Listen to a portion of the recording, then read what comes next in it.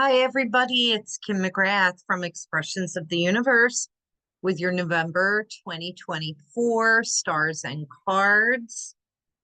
And I want to try and get this done really quick, but November is just so jam-packed with so much planetary action. It's really overwhelming. So let's just proceed. The month will start off with a new moon in Scorpio, November 1st. And almost every single day is jam-packed with planetary action. I do have my ephemeris with me. I did borrow some of the graphics from Kepler College, and just to make it easier for myself, I have your cards. I will be using the archetype deck. I have the guidebook here because I still haven't been able to get through all 78 cards and really figure out what they are. So I think I will use the guidebook. I will timestamp this so you can just move to your sun sign, rising sign, or moon sign easier. I'm going to start out with stars, show you the charts, show you what the month has in store for us. Let's get started. So, hello, November. Big month, big month. Of course, we have the disclaimer saying that the content in this presentation is for entertainment, enjoyment, and folly. Program is for informational purposes only. We have the stars. So I did make this calendar, and every single day that I have a big star on is a powerfully energetic day. We have the new moon on November 1st in Scorpio at 9 degrees, followed by the full moon on November 15th in Taurus at 24 degrees. That is going to really pack a punch, especially for the earth and natural disasters, seismic activity, flooding, and the like. So we'll have to see what's up with that. I know that Saturn is also going direct on that day. On November 11th, Pluto goes direct and makes its final way through Capricorn for the next 248 years, entering Aquarius and a new era.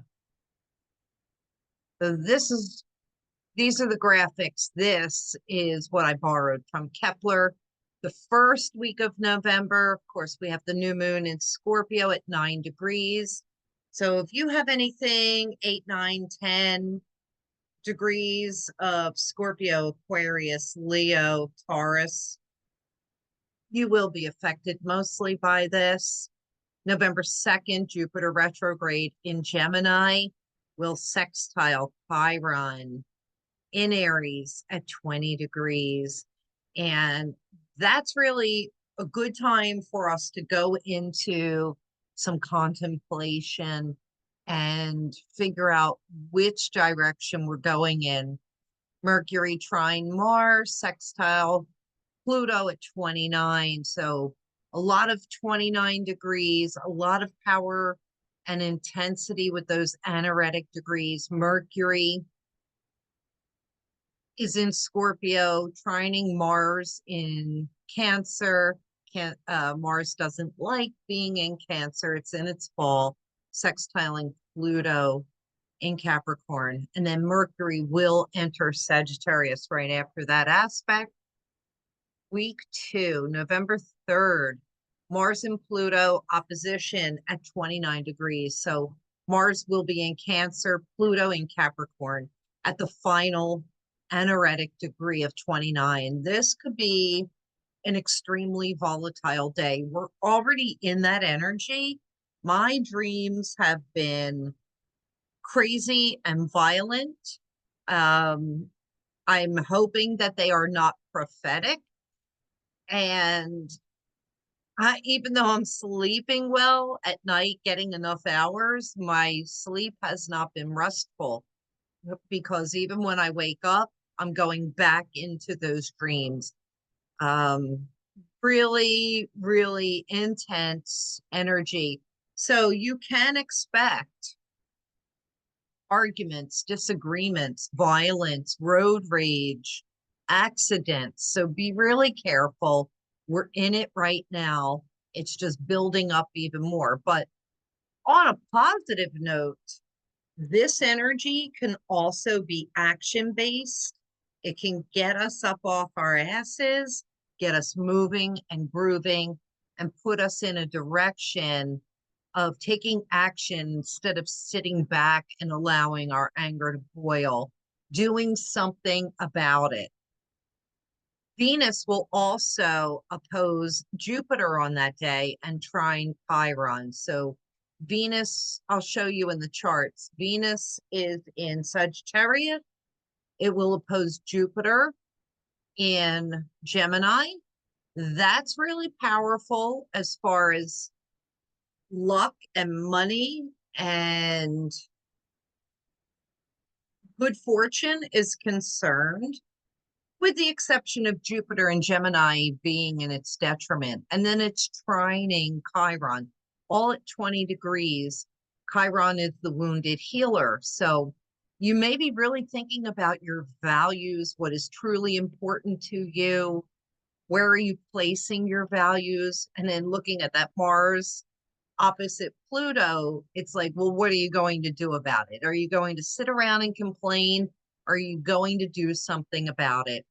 And then Mars will enter Leo. It's preparing shortly to go retrograde. It does enter Leo for a short period of time before it retrogrades back into Cancer. And that's a 6-month transit. November 4th, the sun trines Saturn at 12 degrees. And that's the sun in Scorpio, Saturn in Pisces. That's really lovely because you can definitely make some commitments and make some solid decisions at that time. You may be on the fence because Saturn will still be retrograde for about another 11 days. But many of us could be deciding to make a big decision and make some big changes. And I keep hearing like cut off, block, like get rid of obstacles or put up boundaries, put up obstacles. November 7th, Mercury will enter its retrograde shadow at 6 degrees Sagittarius. And I know a lot of you are probably saying, oh no, not again. With all this other intense energy, Mercury's getting ready to go retrograde. It's in the fire sign of Sagittarius. This is really great for the fire signs. All of the retrogrades have been in fire this year. This is a time for fire signs to really get their acts together. It's a good time for respite, contemplation for all of us. Fire is about action and creativity and making things happen. And so, in a way, this is a really great invitation to look back over the year, see how far you've come, see what you may have wanted to accomplish, but you haven't, and make a plan for when Mercury goes direct to do something about it. The big emphasis, of course, is on Sagittarius, Leos, and Aries. Then November 9th, we have Venus squaring Neptune. There's a lack of clarity there. There's an illusion, a delusion. There is uncertainty in this. Or possibly there is clarity on November 9th because Neptune is retrograde and we can usually see things more clearly when Neptune is retrograde. Also pay attention to your dreams over these next few weeks because the veil is very thin. That's what makes me nervous about the dreams that I've been having. And maybe it's just my own fears and anxiety that are coming out in the night. And that's how my body is processing it. Let's hope.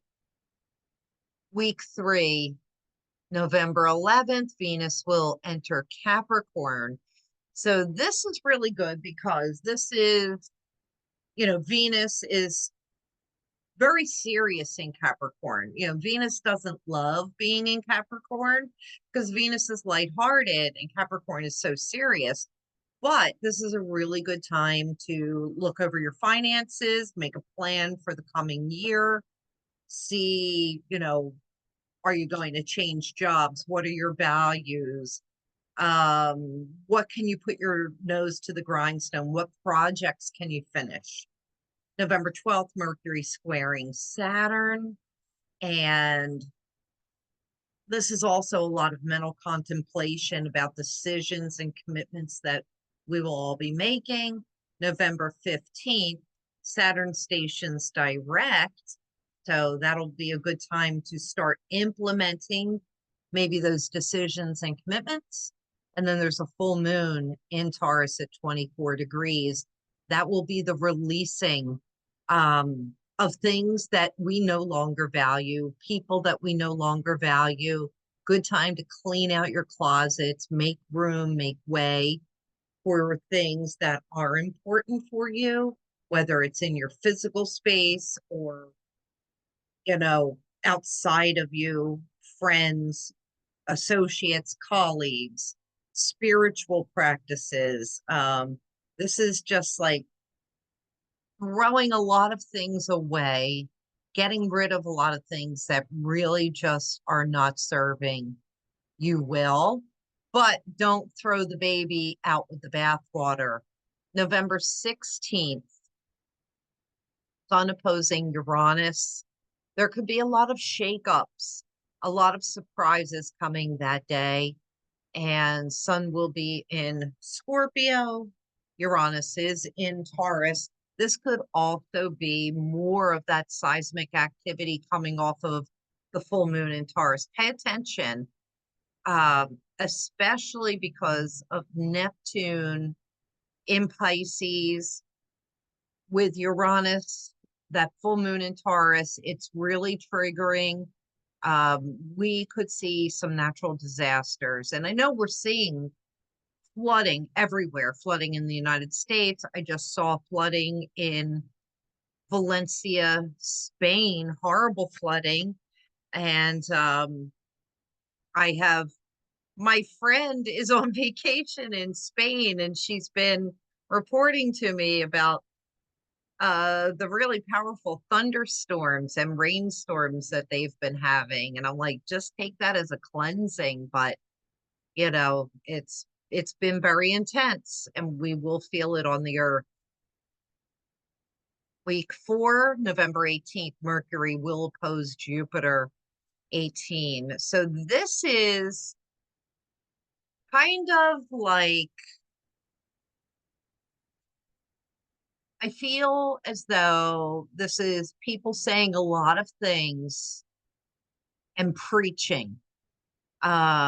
This is also, I can't think of, virtue signaling. That's it. That's what I was looking for. Virtue signaling and people calling other people out, and a lot of rhetoric and just a lot of vitriol in speech. Sun trine Neptune, that's really lovely. Sun in Scorpio trining Neptune in Pisces. That is an herbalist day. That's a really lovely, great meditative day. It's a great day for taking tinctures and herbs and maybe starting, some new type of homeopathic healing, or, health, revamping your health. I don't know why I can't speak today. But also, planning for the months ahead and taking care of your health.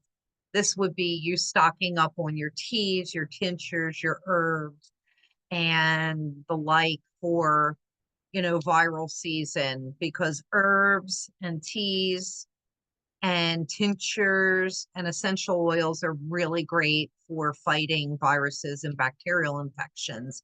And there's a lot of that showing up in the chart. Scorpio month for November. November 19th, Mercury trining Chiron. Maybe you're finally figuring out, like where to pinpoint the wounds within the self. And that Chiron at 19 degrees of Aries, it's really important because it goes back to the total solar eclipse that occurred on April 8th, 2024 in Aries at 19 degrees. So like some things are going to come up. They're going to churn to force you to release those things that are still keeping you in a wounded space. November 19th, Pluto enters Aquarius. Hallelujah. Enter the revolutionary, enter a new era, an era of medical advances, technology advances, humanitarianism. It's things are going to just move very quickly after this. You're going to see so many things in the news of new technology, medical advances, humanitarian aid. Like, this is a really great time period, 20 years that we're moving into. Keep in mind, though, that it is the sign planet of transformation and the revolution, the revolutionary. I feel that we are definitely moving into more warlike territory. We do have the opportunity for peace. That's part of what my dreams have been like. People rising up, standing up for themselves. So communications, telecommunications, big advances in all of that. You just wait and see. The next 20 years are going to be mind-blowing with the technology and advances medically, in the skies, in the airwaves coming out.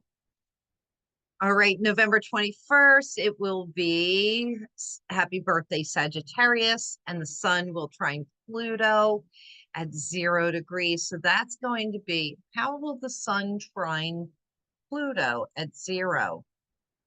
That's interesting because that's fire and air. I think that's a mistake. And I told you I borrowed these graphics. So Sag, Cap, it'll be a sextile. It will be a sextile, not a trine. But that's really great energy. It's like it's boosting. The sun in Sagittarius is being boosted by Pluto in Aquarius at 0 degrees. You're being put on the spot. November 22nd, happy birthday to several of my friends. Venus sextile Saturn at 12 degrees. And so it's, that could be really good financially for also people starting new jobs and making new commitments, new decisions that you maybe wanted to move towards a few weeks ago. And then the final week, this is a really great week for just taking the rest of the year off. And I'm thinking about doing that. Mercury will station retrograde at 22 Sagittarius. And so it'll start at 22, move its way back to 6. So pretty much the entire sign of Sagittarius will be scathed by this. In addition, you have your opposing sign of Gemini. Then you have the other fire signs of Leo and Aries. I don't think the month of November, any sign goes unscathed, to be honest. And then the 26th, Sun trine Mars. And so that's pretty powerful. Mars will be in Leo at 5. It will be time for you to take action, although the Sages and the fire signs could be very angry. There could be a lot of aggression there. And then finally, Venus squaring Chiron, making peace with the things that just, that Chiron and Aries, the wounds of the self, the wounds of the I am. People need to be working through this. And this is one of the longest Chiron transits I can remember in most of my lifetimes. But it's interesting because Chiron in Aries is about the self. It's our identity. It's, all those things that are inside of us that have been wounded since birth or past lives that we're trying to heal. So Venus comes in with that beautiful, loving energy, and maybe we can finally clear some things before Thanksgiving. And if I'm not mistaken, I think November 27th, maybe American Thanksgiving. So maybe things will be good at the dinner table, or it's going to hash up some things because of the sun trining Mars. We'll see. Thanksgiving tables, they will not go unscathed. All right, here is that new moon in Scorpio on November 1st, coming in at 8:47 a.m. Eastern time. And we have the moon and sun at 9 degrees of Scorpio. It's in the 12th house of hidden things, our self-undoing, jails, institutions, and the like, self-sacrifice. I have also pointed out here, Pluto at the 29th degree, 44 minutes, wrapping up, finishing. Here is almost the opposition of Venus and Jupiter. Venus just has a couple of days before it hits that 20th degree, pointing out Mars being at the 29th degree of Cancer. Also, Pluto at the 29th degree. It's not exact yet, but I told you we're in that energy. So you're feeling it. I'm sure you're feeling it. The anger, the aggression, or the need to do things. We may have a hard time sleeping, although new moons, there's not a lot of energy in them. So we may be sleeping a little bit more than normal, although with this Pluto Mars, I think that's why my dreams have been so violent lately. But no sign goes unscathed in this month of November. I'll tell you that right now. We do have a grand trine in water between Mercury, Neptune, and Mars. Grand trines can be lovely. Water, it's very emotional, very, very emotional month that we're coming into. But allow yourself to cry. It's cathartic, it's cleansing. That's what we're trying to do in the month of November. Gotta tell you, you know, I cried my eyes out yesterday. I would have recorded this sooner, but I cried so much at the end of the day yesterday. I put myself to bed at 6:30 and had to be done with the day. It's just the energies are so intense. Then we have the full moon in Taurus, November 15th. It is the full beaver moon, time to build foundations.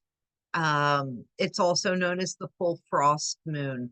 So it's time for us to start packing things up and preparing to take that respite for the winter months here in the Northern Hemisphere. We have our sun in Scorpio at 24 degrees.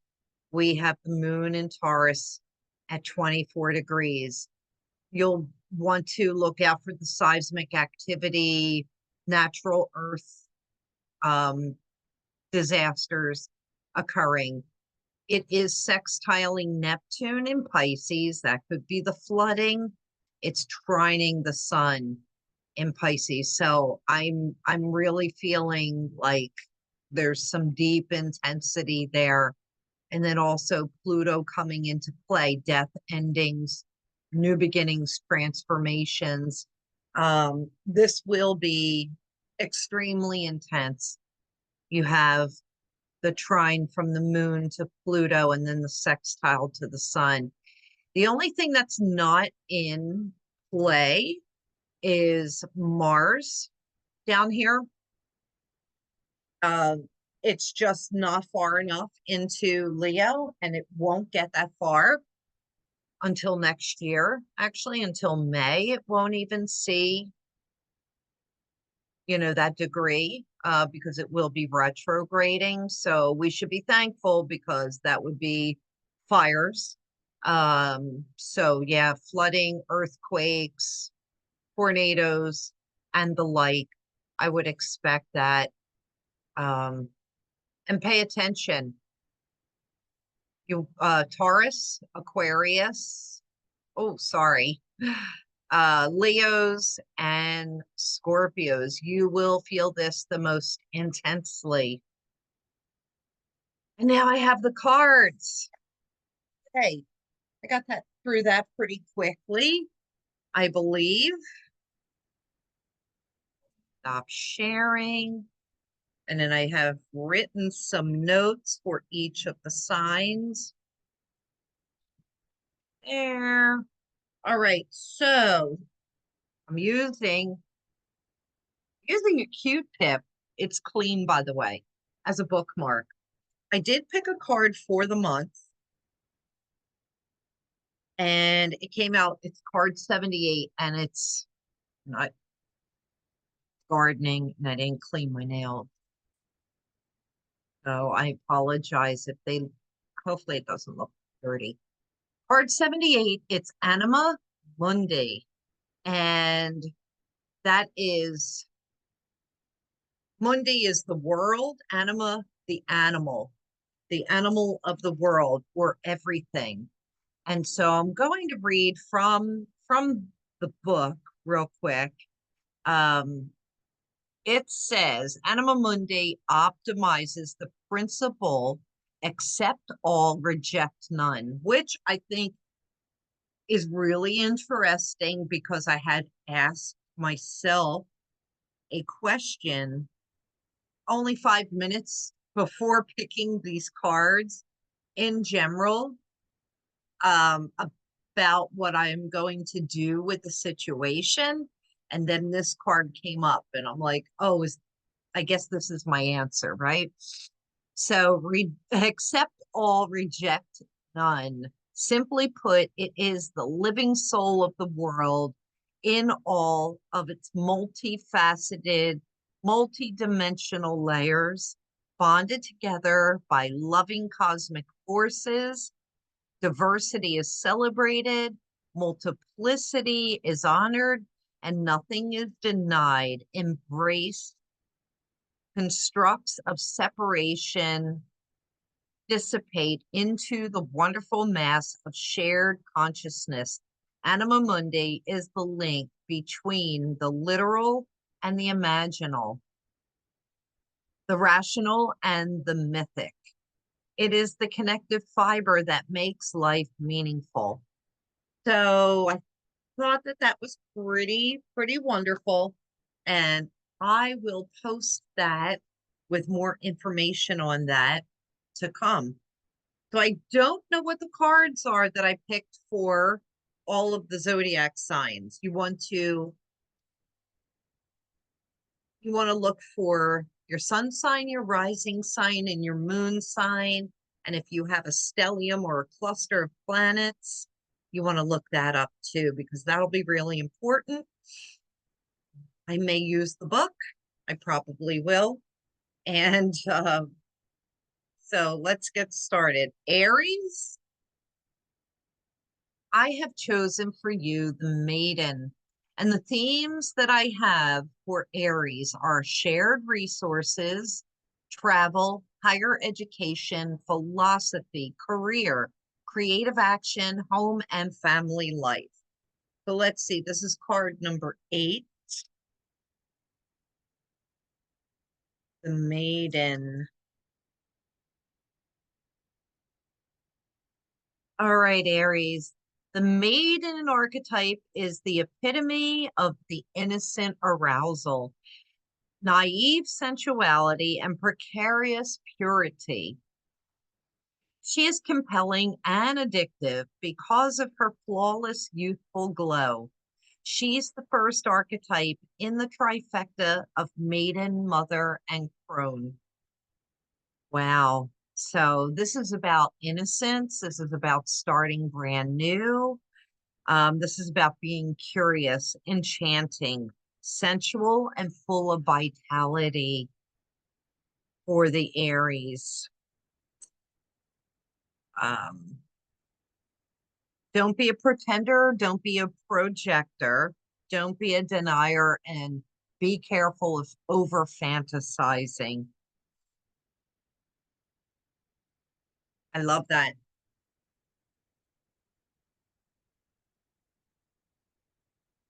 And so,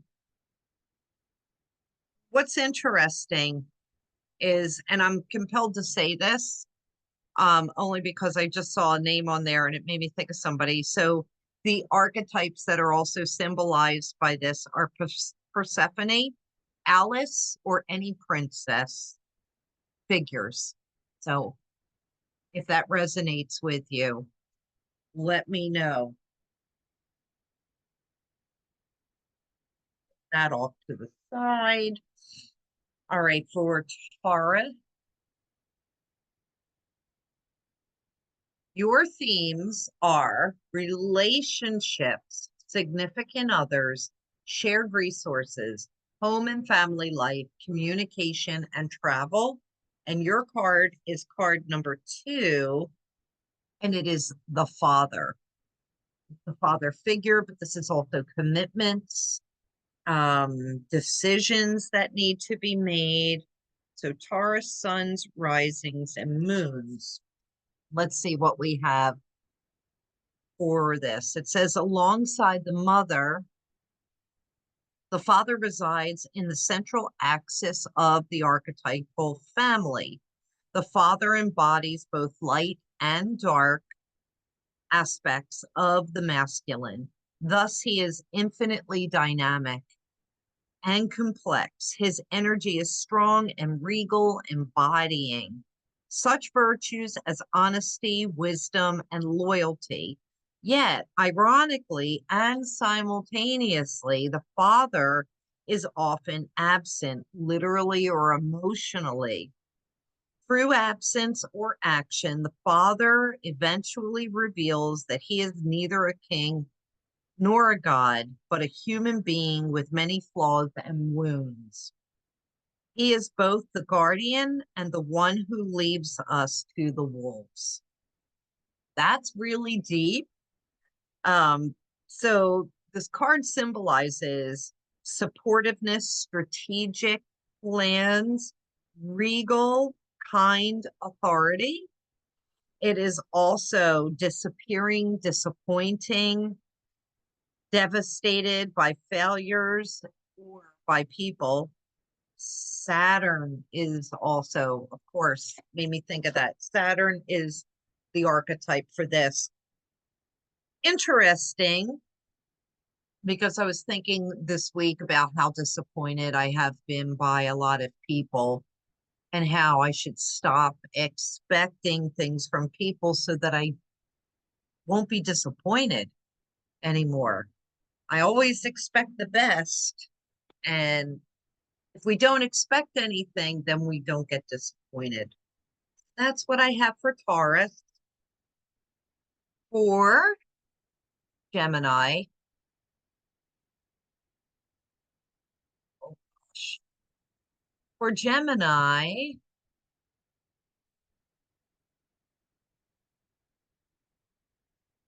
trying to think. Um, because I apparently I don't have notes for Gemini. So Gemini, what are your themes? I'm feeling it's about self-worth. It is about the things that we value, your self-esteem. It is also shared resources.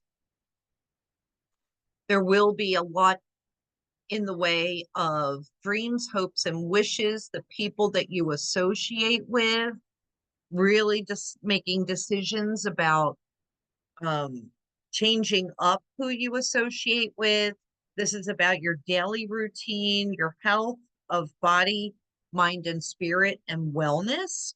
And it is also about partnerships. And for the Gemini, you have card number, I don't know if it's 11 or 9. I'm not sure how to read it, but it's the Queen. And I love that. I want to be the Queen. So let's see, is it 11 or 9? 8. Sorry, the Queen. So that would be about self-esteem and standing in your power, knowing your self-worth, thinking about your morals and your values and the things that are important to you. This says, like her counterpart, the King, the Queen has a dualistic nature.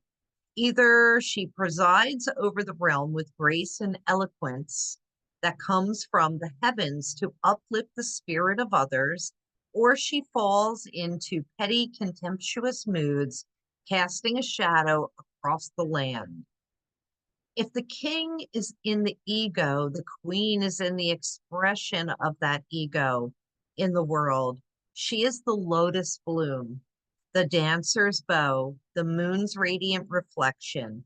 When the queen is seated in her rightful and righteous place, she is patient and forgiving. She waits for the grace of God and goddess to move through her, striving and grasping for nothing, to be the benevolent leader, to embody. The queen is to settle into deep trust, resolve, and power. The royal queen fears nothing, for divinity itself cradles her heart. And when the light is being shown, this is the embodiment of grace, courage, resolve, and stillness. When there's darkness, it will be vain, wrathfulness, self-righteousness, and demanding. So it's all about self-esteem, Geminis. Cancers. So Cancers, your themes are about entertainment, creativity, pleasure, work, routines, finances, appearance, and relationships. And you have the card of the star. I love that. I love that for you. Mars being in Cancer for the next 6 months. It is difficult because it's emotional. It's an emotional roller coaster, but it will make the Cancer suns, risings, and moons and stelliums take action in your life. This is card number 3. So the Starborn, an elusive yet radiant aspect of the self, the Starborn archetype points to the cosmic spark of light that arrives with each being at birth. The moment the newborn crowns, whether vaginally or surgically, the royal stars above are said to constellate in a unique shape that maps our path in the world. That's why I love astrology. The idea of destiny is controversial, yet the starborn naturally feels a sense of destination and purpose, aiming itself toward a future that is beyond the mundane. When this card appears, travel back to your birth story for clues and insights. What did you desire when you were young? Practice seeing your life from a mythic point of view rather than as a series of logistics. Read the story of the three fates and envision yourself born under the stars with a unique destiny. So when this shows up in the light, everything is a light, it's trusting, it's vibrant, and it's aimed. When it's in the dark, you have feelings of misalignment, loss, or longing. That's for you, Cancers. So for the Leos, we have home and family life are highlighted for you this month. Creativity, pleasure, entertainment, work, and the body. Focus on the body. Now, Mars will be coming in to Leo for a brief period of time. I wouldn't recommend overdoing it, especially because Leo rules the heart and the back, the upper spine. You don't want to overdo any type of exercise program that could affect those areas. And so you have card number 15. It is the shapeshifter, Leo. Leo's suns, risings, and moons. All right, so you have the shapeshifter here. Card 15, the shapeshifter. I can't see very well. The shapeshifter has a love of theater, games, and trickery. So, Leo, its energy appears as one thing only to reveal a more complex story below the surface. The shapeshifter is within all of us to some degree. It is the side of ourselves that is slippery, non-committal, and experimental, and it longs to dismiss the rules. We need its energy to adapt to the ever-changing landscape of our existence. When the shapeshifter card appears, it is important to imagine you are looking at life through a kaleidoscope rather than a single focus lens. At any moment, the scene may shift, revealing a more enchanting vision than you imagine. Be wary, though, as the allure of the kaleidoscope can leave you exhausted and yearning for solid ground. Dancing long term with the shapeshifter requires a central pillar of integrity that links us back to our center. When this is in the light, it is vibrant, adaptive, and humorous. And when this is in the dark, it is a charlatan, people pleasing, and a trickster, full of trickery. Okay. Um, Virgos. Virgos. Why does this feel familiar? The cave? Oh no, that was for Sagittarius the last time. So Virgos, your themes for this month are short trips, communication, siblings, home and family, private life, could be your automobile, entertainment, hidden enemies, and working behind the scenes. This is card number 32.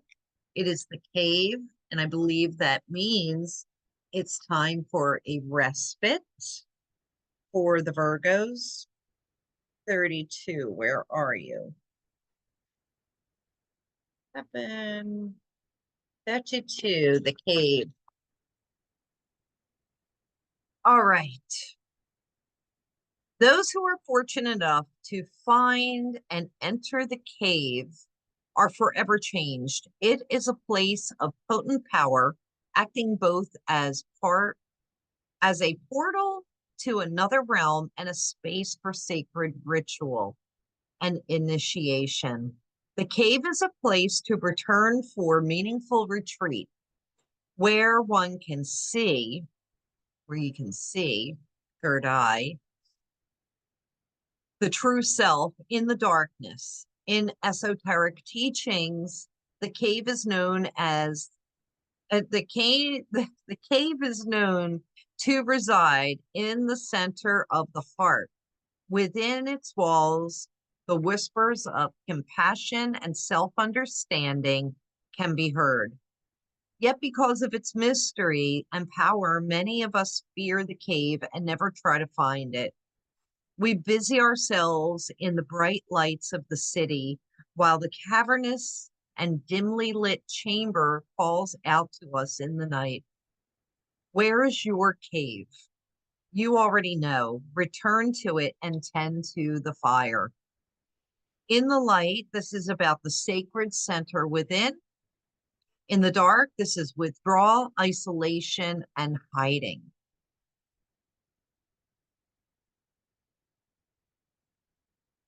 All right, Virgos. Libra. Libra.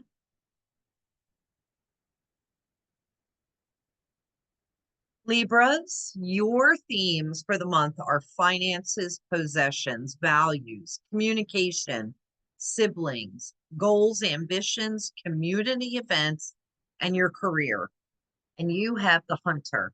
And immediately when I see this horse, I think of freedom, I think of adventure, I think of getting out into the wild.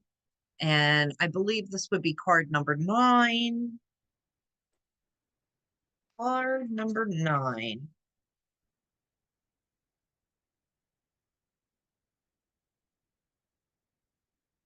The need for speed. The hunter hunts. They are on a precise mission with an aim to return home empty-handed would be to fail, which is not an option. In the hunter's eye, this archetype will journey far and wide, seeking the prize that calls to its heart or stomach. Tales of bravery and feats of strength often result. Creating a life full of adventure, the hunter is skillful, quick, decisive, and results-oriented, like the great hunting goddess Artemis, who carries her quiver upon her back. The hunter typically has a weapon of choice. When this card appears, it is critical that you ask 3 questions. What am I hunting? Why am I hunting it? Is the weapon I hold so tightly in my grip truly needed for this task at hand? In the light, this card is about focused, energized, respectful, and seasoned energy. In the dark, it is irresponsible. It violates, it's violent, and it's poaching. So be very, very mindful which direction you are going in. Scorpio, your themes are appearance, the body, finance, values, possessions, communication, career, and travel. And you have card number 12. It is the king. And we saw the queen a little bit earlier for Gemini. So the king says, if our lives are imagined as a kingdom containing the entire spectrum of human experience, the king resides over all of it. Through the lens of the king, we assess the state of our land, make decisions, and rule accordingly. Therefore, the king must be thoroughly and regularly vetted so as to avoid corruption. Recognize the dual nature of the king. He is either seated in benevolence and strength, guiding you towards peace, or he is oppressing the weak out of a need to control. There is not much middle ground. Some think of the king as the ultimate expression of the ego. Yet, the great kings of mythology and history serve from an egoless place. They take their throne with the grace and humility, knowing that divine uses them as a channel to heal deep and long-standing discrepancies in the kingdom. In the light, this card is about benevolence, divine leadership, service, and nobility. And in the dark, this is about oppression, misuse of power, and corruption. I'm going to leave that there. Sagittarius, we have your themes of retreat and meditation. This will be especially needed because you know you've got a lot going on. Mercury retrograde coming up too. Behind the scenes, things behind the scenes, the self, the appearance, your beliefs, your values, and your finances. Your card is card number 37, and it is the desert. So that's definitely about perception. The desert, 32. There we go. All right, the desert. It automatically makes me think of, it's a time of less resources, a time of retreat. The desert, the desert leaves us disoriented, desperate for direction, grasping for meaning, longing for solid ground. For endless miles, we are confronted with a lack of clarity and existential dread. We are thirsty, hungry, pleading with life to get back to normal, to become animated by the simple pleasantries of day-to-day life. The desert offers no such comfort, and all must pass through it. If you can embrace the discomfort of the desert, knowing you will someday reach water again, you can tap into the potent energy of the landscape. Its lights are blinding, bright, and its darks are terrifyingly deep, which makes for unbridled creativity and clairvoyant visions. Truths reside in the desert that otherwise remain hidden. The crows, the shadows, and the coyotes call, surround you. Let the winds and the sands work their deep magic, weary traveler. In the light, this is about surreal, strange, unexpected visions and silence. In the dark, this is about drying, deadening, disorienting, and isolating.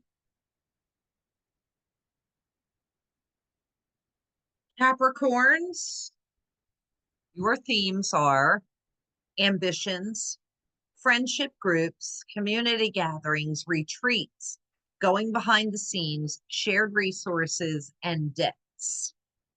You have card number 55, the vision, and I featured this last week on Facebook and Instagram, so you can read further about this because there's more than I will be talking about here. 55, 55, 55. Um,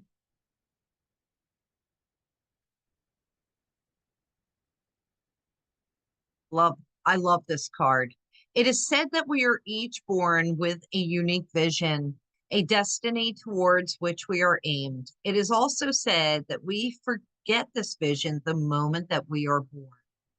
Thus, we are sent on a lifelong journey of rediscovery. Such is the elusive nature of the vision. It slips away, yet it guides. It appears in strange dreams and surreal images, seemingly unattainable and preposterous. When we are connected to the vision, we carry an inspired, enchanted aliveness that others recognize. We trust the world, its synchronicities, and we walk through the doors in wondrous opportunities. We all want to be near those with the vision. They emit an energy more potent than any elixir. When we lose connection to the vision, life becomes dull and exhausting, lacking meaning. Bring back the mystery and bring back the dreams. In the light, this is about potent imagination, synchronicities, and trust. In the dark, it's about being disconnected from art and dreams and listless or aimless.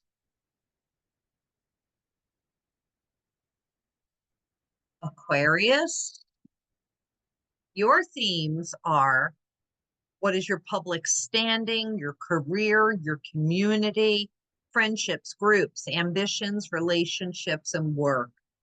Sounds kind of boring. But with Pluto moving into Aquarius, you are being put on notice for the next 20 years of big transformation. Time to get serious, get down to business. You have card number, oh, I don't know, 29 maybe? Roman numerals, 29. Been a long time since I've had to do Roman numerals, and I don't even know if they teach that in school anymore. So let's see, XX, XXIX, 29. Where are you? XXIX, 20, that's 27. Sorry, bear with me. Oh, I was right, 29. All right, so this is called the self. This is for Aquarius, suns, risings, and moons. The self is the prism that allows the spectrum of our personalities to radiate. It does not judge, prohibit, suppress, or oppress any of its parts, as it lovingly knows that all aspects have a time and place and leads us to an experience. The full breadth of life's offerings, the self is the central abiding container, the awareness of the infinite universe of possibilities. When this card appears, it's a call to step back in to witness consciousness, to observe yourself navigating the world. Ask yourself, am I the stew or am I the chef? In most situations, our ego draws us into the cauldron where we swirl, spin, and smolder in chaos. Yet the self is a graceful culinary dancer, watching, waiting, observing as the spectrum of ingredients become the flavor of our life. Look in the mirror for 30 seconds or more. Attempt to see the you behind you. In the light, this is witnessing, accepting yourself, accepting new aspects of yourself. In the dark, it is disjointed, it is diffused energy and purpose. And last but not least, we have Pisces. Your themes are travel, higher education, public standing, career, group activities, work, health, and creativity. And you have card number, this is crazy looking. Well, the card is the comic. Look at this. It's like a cat with a party hat, but it's like a really weird looking cat. The comic, it's card number 26.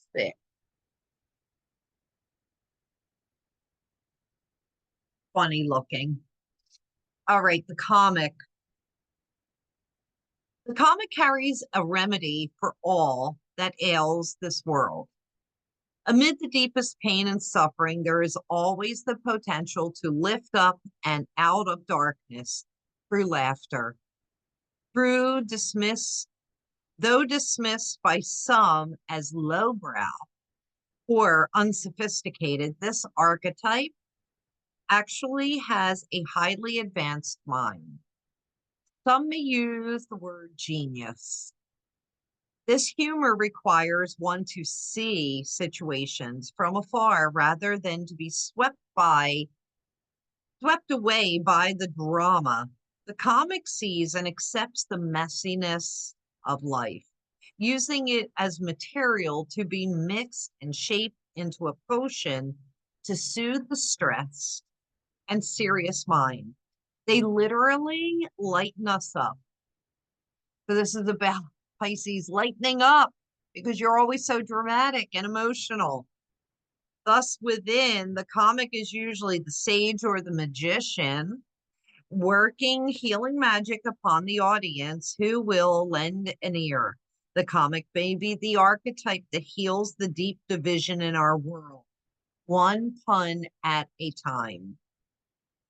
So on the light side, this is hilarious, ingenious, spirited, and enjoying energy.